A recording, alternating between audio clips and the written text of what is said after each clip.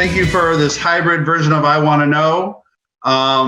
This is the first of hopefully not too many before we can meet in person during this COVID epidemic.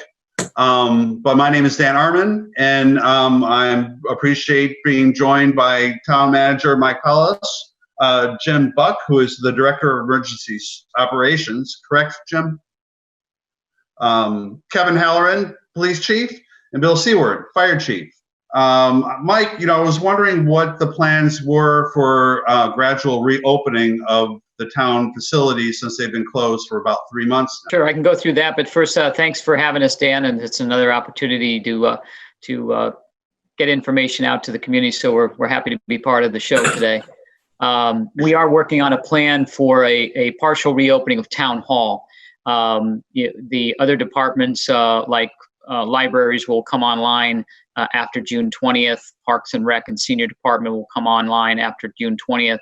So we're working on a June 8th, next Monday, partial reopening by appointment for Town Hall. We've been doing a lot of processing electronically, remotely, and some of the other appointments, but opening up the other town departments at Town Hall specifically for June 8th, and then try to bring in manpower personnel back for June 20th and beyond as we look to July's schedule, and just trying to keep an eye on the numbers that are coming out of the health department in the state, obviously trying to get the numbers down and get them steady and look at a trend that is favorable versus a flare up or a cluster or a hot spot, if you will, as businesses and other entities are phasing in their opening. So we're part of that. So on the 8th, we're going to be open for appointments. Are we opening up in conjunction with, is like Brantford opening up at the same time and Wallingford and all the surrounding towns, or is everybody operating on a different type of schedule? Do you know? I believe it's just a different schedule, case by case based. Some are already open and have been open. Others are still, like North Brantford, getting plans in place. And as you can imagine, there's a lot of safety protocols and a lot of modifications that we had to do in Town Hall with the counter space.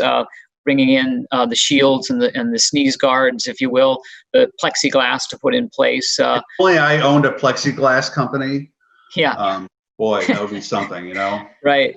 Yeah, no, it's things you don't think about until, but think about what people first saw were the supermarkets, right? So you walked in and all that plastic is there at the counter, and we've got to do the same thing. We weren't equipped to do that. We have to modify, and we've been modifying, and thanks to our Public Works Department that's been assisting us in doing that.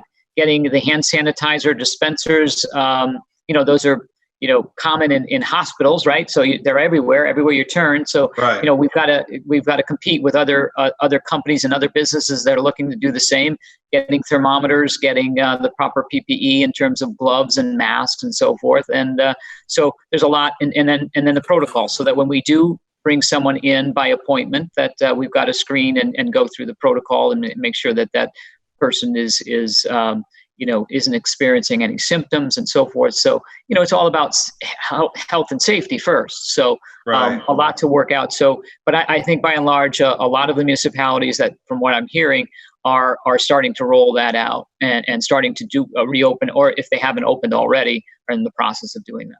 When people enter Town Hall, they're going to be evaluated for their temperature and PPE wearing and all that type of stuff?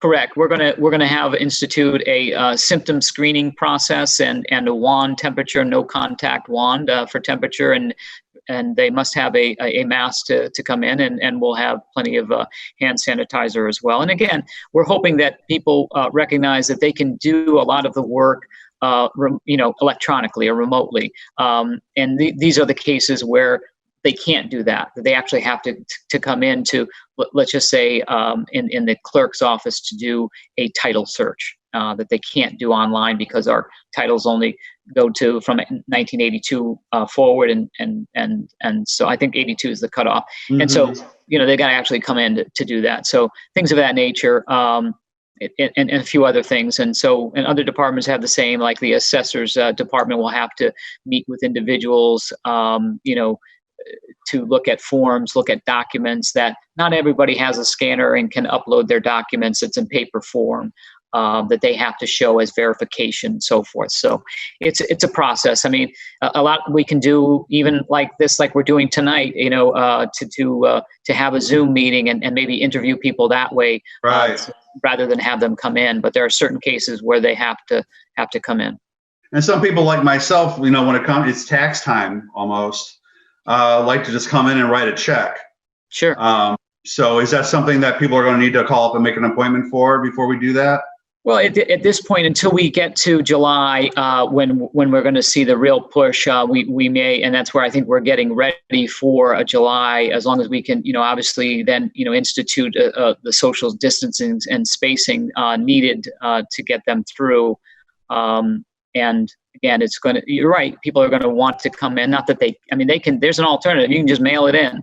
That's true. There are certain individuals that want to pay cash or get a receipt on the spot. So we're going to gear up and plan for that. When you do have property taxes due, you can go on the town website and find out what your balance is, correct? And then you can mail in a check. Yeah, and you can call with any questions, or we've got staff available, and we'll answer the call and leave a message if we can get to you, and get an answer or an email. We'll get a response to you. Okay, fantastic.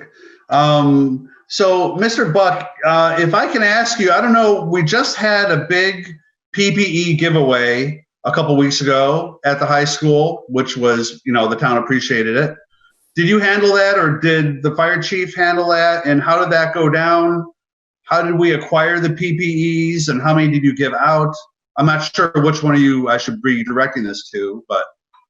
Sure, Dan. And again, thanks for hosting this forum. So, right, in my role as the emergency management director, I've attempted to assist all our agencies as well as those in town. But this was a true collaborative effort. And we were exchanging ideas briefly. And I wanted to point out that this was built on the framework of a plan that was made many years ago by our fire chief when he was also in the emergency management director role. And so I've received, personal congratulations or accolades for assisting the town. I know the town's received a lot of good feelings for it. This was a collaboration. And it's really started with the ability to obtain the masks. And that was helped tremendously by our finance director, Anthony Esposito, who was able to locate a source. The approvals went forward. We said, okay, let's move forward. Let's make the purchase with the sole intent of helping those in town that may not have had the ability to get the masks themselves. And we knew that, especially as the May 20th relaxing of restrictions was very much in our thoughts and in our sight, that we wanted people to be as prepared as possible. We know that North Branford and Northford residents are very much of the mindset that, hey, we're going to be able to take care of ourselves. We're going to do our what we need to do. But we wanted to make sure that support was there, especially a lot of the product was not available through the supply chain at that time. It's starting to open up now, which is a good thing. So it really started with, discussions internally. We had, obviously our town manager, our mayor, who was also affected, wanted to do something to assist our townspeople. We had the support right away of the police department of, allocating key resources to keep the scene safe for everybody. We had traffic backing up. We had to modify the plan a few times. I'm sure everyone else on the call can have a chuckle at that. So it's not like we do this all the time, luckily. We don't, and that's a good point, because testing these plans, especially that are emergency plans, getting an opportunity to stress it in, let's call it, a non-emergency setting, is a good thing, and we look forward to that opportunity. So I would say that this was something we had the support of the fire department. Many members of the fire department were there. Like I mentioned, the police department, Public Works was there all day. They set up the cones and set everything up. We're on the school grounds, so our superintendent was involved, and he gave a green light to it. So it truly was a collaboration of many agencies coming together. Do you know how many you gave out? So we have a total that we distributed of 18,550. So, and that was over a short period of time. The majority of those were probably in the first 90 minutes. You know, there is the potential that we could have a second wave of COVID-19 in the fall. Who knows? It's a worst case scenario. But since you are, you know, planning for the future, are we prepared for such a scenario, do you think? Is that where your mind is right now, being prepared for a second wave? Like the rest of the emergency services and town personnel, everybody's got to think that way, I presume. Absolutely. We are looking at that. And, you know, again, the saying is you prepare for the worst and you hope for the best. And right. Well said. Right. We're certainly doing that. I think we're going to be better prepared for a couple reasons. One, especially if you want to call it a lull or the rapid decrease in new cases has helped because it's taken the stress off the system. It's allowed us to kind of analyze where we are. Each agency is doing that on their own, but we now determine, okay, we didn't have the stockpile of supplies that we needed. And this is going to happen all the way up the chain, I'm sure even up to the federal level. But for us internally, we need to, this really brought out the highlight that to have everything we need already in place, because the help is not always there, and it's not always there when you need it. Mm-hmm. So I think that's these are discussions we're going to continue to have. The fact that we went through this and each agency was, creating plans on the fly that we never thought we'd have to write, and creating policy that we never thought we'd have to enact. And so this is this was definitely a wake-up call in a lot of ways. Since 9/11, the country's been focused on terrorism, then natural disasters. Right. The other things that can impact us greatly, like a pandemic, we've mostly been spared prior to this. We've heard about them. We've seen them globally. They haven't touched our soil in big numbers and in such a concentrated, a highly infectious way. That's no longer the case. We've now gone through this, so we're going to be better prepared for having the experience. Thank you very much for all your work and all your due diligence too. It makes me feel good that we're here, in Connecticut and in North Branford. So if I may move on to the fire chief and police chief, there's a couple of questions that I had for you folks that, regarding emergency services. How are you guys coping with the added stress of the COVID situation? And what do townspeople need to know to protect you while you're protecting us? Well, as far as how we're coping with it, it's a whole different animal that we're dealing with. Like Jim said, we've been focused on terrorism, community involvement. This is something you can't see. So we didn't know what to expect. When we first started this, we were totally unprepared. We didn't have N95 masks, gowns, protective equipment. So we had to be resourceful. What we did was we actually reached out to local businesses, and they provided us with PPE. Believe it or not, auto body shops use it on a regular basis while they're sanding and painting and all that kind of stuff. Yeah. Wow. So we were fortunate enough to get some PPE. It held us out just long enough until Jim took over and was able to get us some PPE to help us out. But how are we coping with it? In the beginning, quite honestly, everything slowed down. Right. Everybody was sheltering in place. So we were concerned about interacting with people because we didn't close. Right. We've been open the whole time with this. So we modified our procedures on how we handle things. That we minimized how many people went into medical calls. Depending upon the type of medical call, we sent the fire department in because they were the only ones with N95 masks, which was huge in the beginning. So we were totally unprepared. We still responded to every call, but again, this was something that we couldn't see, and we're used to dealing with something that we could see. Whether we trained for an active shooter scenario or domestic disputes or whatever it might be. So it was. I think the unknown was the stress for the police officers, and fatigue. I'm sure. Fatigue, not having the ability to take time off, because if you did take time off, there was nothing that you could do. Right. So, but there were some benefits. Believe it or not, there were some bright sides to it. For one, going to meetings, my commute is a lot shorter. I just log on to the Zoom meeting. So it gave you a little more time to focus.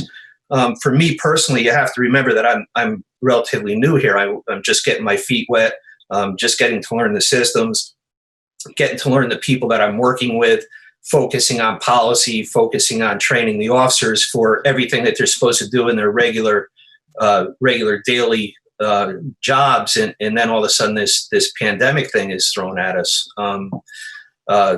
So we took some extra measures. We like the town manager said, we had our cars sterilized on a weekly basis, followed different protocols, but we handled every single call. It might not have been that we went to your house. Let's say you had a lower level call, such as property damage or something like that. We might call you up and say, hey, you know what? Take a picture of it, email it to us. We'll do a report. I see. Yeah. But there are other times where we did have to respond to houses or residents or businesses, let's say domestic. And sometimes those involve an arrest, and it's hands-on, and you don't have time to offer that person PPE to put it on. You just might have to do what you have to do. So some of the things that we focused on, some of the strange things were not strange, but I told you the diffusion of benefits and unintended consequence of something. What we saw was there was very little traffic on the roads, so traffic crashes went down considerably. We started to focus on where are people going to be going, and where did they go? They went to the grocery store because everybody was rushing to buy certain commodities, and we were worried about disputes over toilet paper or whatever it might be, in the grocery stores.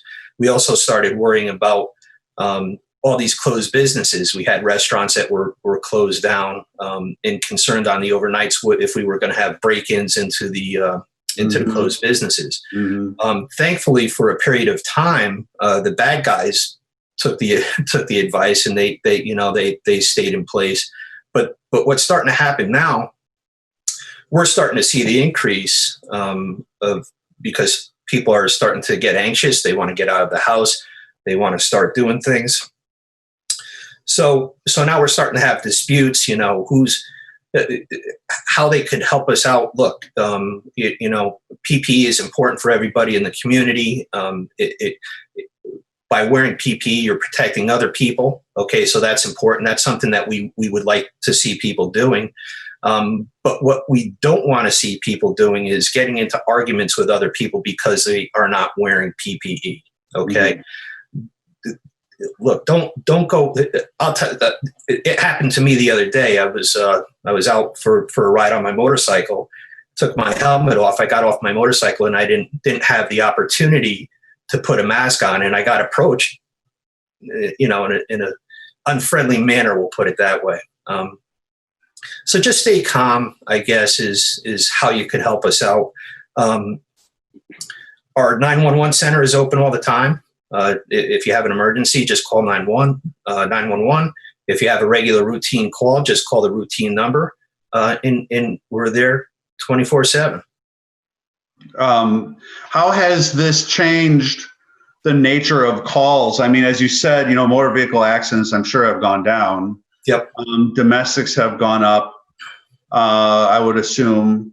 Is there been any other changes in the nature of calls versus our history? Pretty much overall, our call volume has gone down. Our crime rates have gone down considerably, about 68% on Part 1 crimes. But we're starting to see, like I said, we're starting to see that rebound now.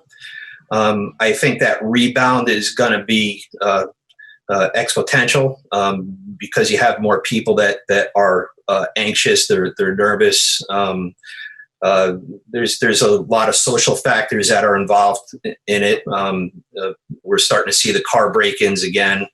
You have, and then you have your other complaints, such as one of the big complaints that we have in North Branford is the kids riding the dirt bikes. Right. So they need something to do. In the beginning of it, we were. And it's still in effect now. We got a lot of complaints about kids gathering at the basketball courts. So we took down the nets at the basketball courts to try to discourage or encourage, I should say, social distancing. I think now that people are starting to get out is where we are going to start to get busier while other things may relax a little bit. Right. Okay. May I move on to Mr. Seward, please? We have a couple more minutes, and there's the same nature of questions I have for you, sir. How is your staff in emergency services, fire department, EMS handling the situation that we're dealing with today? And what kind of changes do you think are going to be more permanently implemented? What have you learned that will stick? Again, just like everybody else, this is a great avenue to provide good public information out to our residents and those beyond the borders of North Branford. And since March 13th, and I use that as a starting date because that's the day that this town declared a state of public health emergency, the way in which we conduct business now compared to the 12th of March has changed significantly.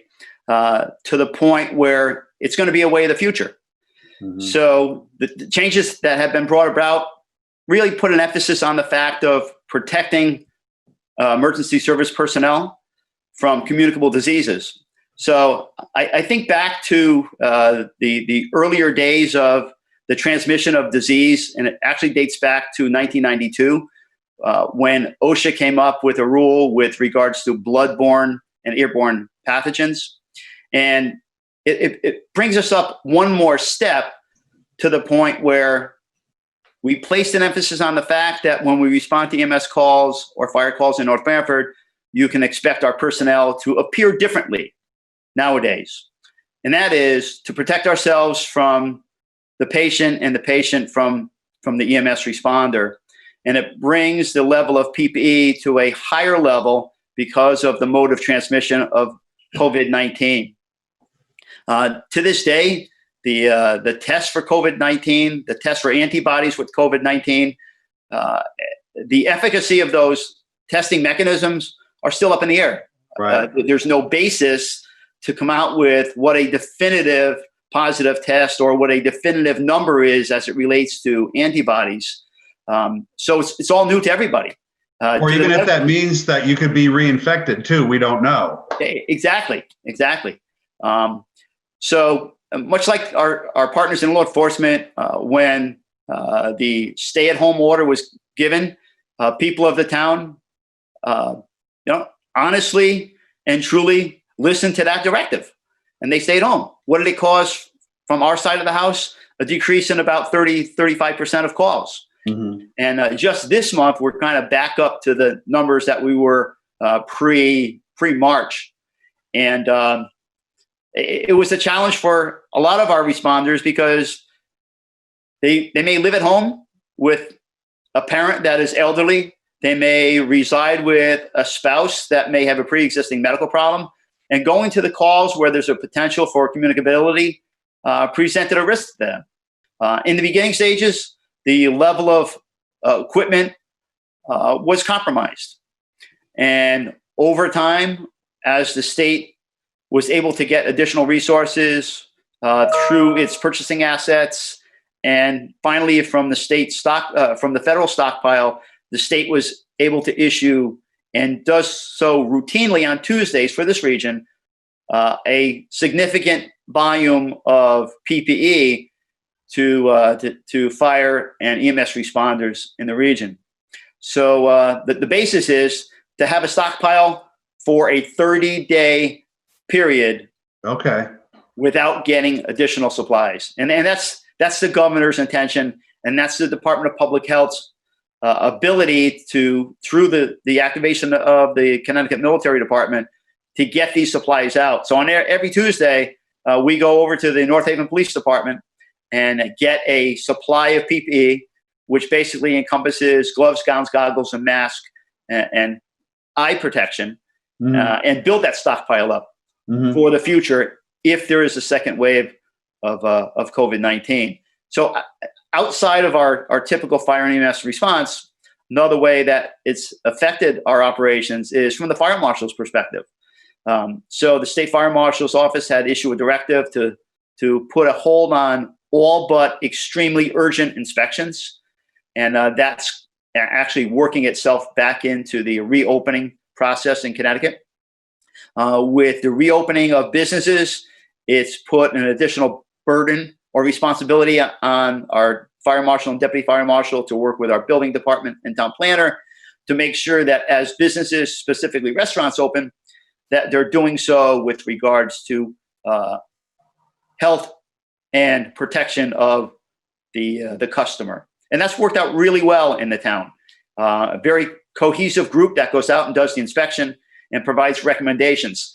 So their focus is really on facilitating the reopening of businesses and making sure it's done safely. So again, there's many other changes that we had to adapt to with regards to restriction on training, restriction on meetings. Right, and, right. Similar to the reopening of the town hall, mechanisms to start training again and start meetings following the same type of process, taking a medical history of the persons attending, taking temperatures, 6-foot seating distances, reducing the number of people in classes, et cetera. Right. So that's going to be the new way of operation. There's been a hesitancy for some people when they have a medical emergency to want to be brought to the hospital because, of course, you go to the hospital. The fear is that you go to the hospital for one issue and then you end up with another issue. What do you have to say to people when it comes to those concerns? If you have a medical emergency, dial 911. Get the responders to the patient's home. Let them evaluate the criticalness. And remember, we provide paramedic service here. So based upon the information that they get from the patient, the diagnostic tools that they use, and the ability to have direct communications with our medical control, which derives out of the Yale Center for EMS, a great asset to us, we can provide the resident with the recommendation to transport or a recommendation not to transport. So again, we want to place the emphasis on the fact, don't hesitate to call 911. Okay, right. Okay, I would like to thank everybody for your help in doing this.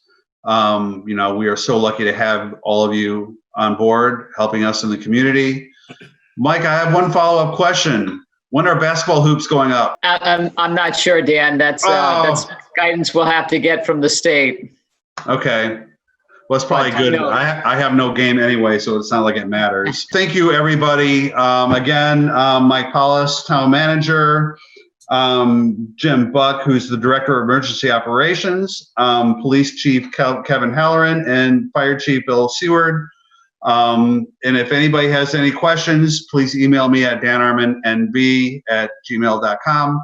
And hopefully you guys are willing to do this show in the near future when we can do a further update. Absolutely. It would be our Thanks, pleasure. Dan. Absolutely. Thank you again, guys. I appreciate it.